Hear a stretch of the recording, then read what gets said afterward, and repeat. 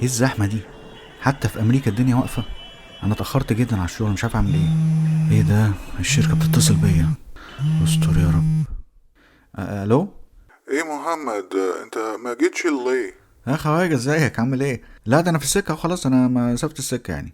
الناس كلها هنا محمد مستنيينك عشان الميتنج. ايوه طبعا انا عارف يا خواجة ان احنا عندنا الميتنج ده، بس انا معلش انا I'm running late. محمد، انا عارف ان انت running late، بس انت ليه running late محمد؟ معلش يا خواجة، اصل الدنيا زحمة هنا قوي وانا I'm stuck in traffic. تقول ايه محمد؟ انا مش سامعك.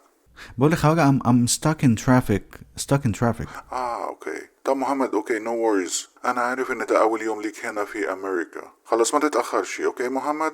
تمام يا خواجة، دقيقتين وهتلاقيني عندك. سلام محمد. مع السلامة يا خواجة. طبعا انا ولا نص ساعة عشان اوصل المكتب، السكة زحمة جدا، بس احنا ممكن نلخص المكالمة دي في جملتين مهمين لازم نفهمهم. اول واحدة I'm running late، ودي معناها اني متأخر عن الميعاد اللي المفروض اوصل فيه. يعني لو انا معادي 8 بالظبط وانا على بعد نص ساعة من المكان ده، يبقى كده انا running late. I'm running late too. I'm running late. I'm running late. I'm running late.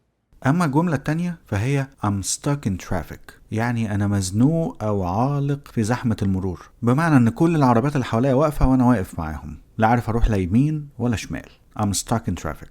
Stuck in traffic. I was stuck in traffic. Sorry, bus got stuck in traffic. Stuck in traffic. I got stuck in traffic.